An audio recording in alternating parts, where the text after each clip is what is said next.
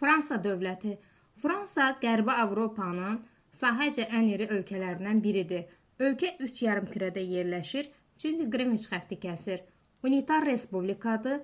Ərazisinin bir hissəsi geosignal, yəni cənub hissəsi, qalan hissələri isə platformada yerləşir. Ərazisində Paleozoy və Kaynozoy eralarında baş vermiş qırışıqlıq mərhələlərində yaranan dağlar mövcuddur. Alp dağlarının bir hissəsi Fransa ərazisində yerləşir.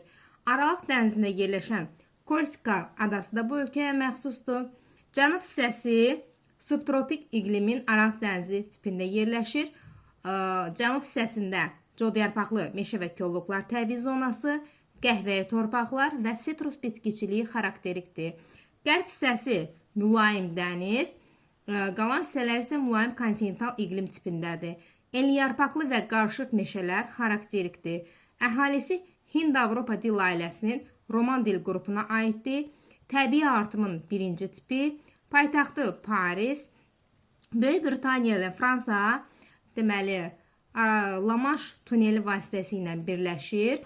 Fransa G7, G20, Avropa İttifaqı, BMT, NATO, Avropa Şurasına üzvdür. Sahillərini Aralıq dənizi, Biskay körfəzi, Şimal dənizi ilə yuyulur.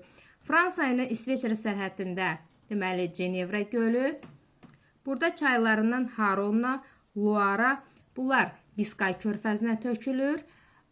Deməli, Sena çayı paytaxt, Fransanın paytaxtı Parisdən keçir.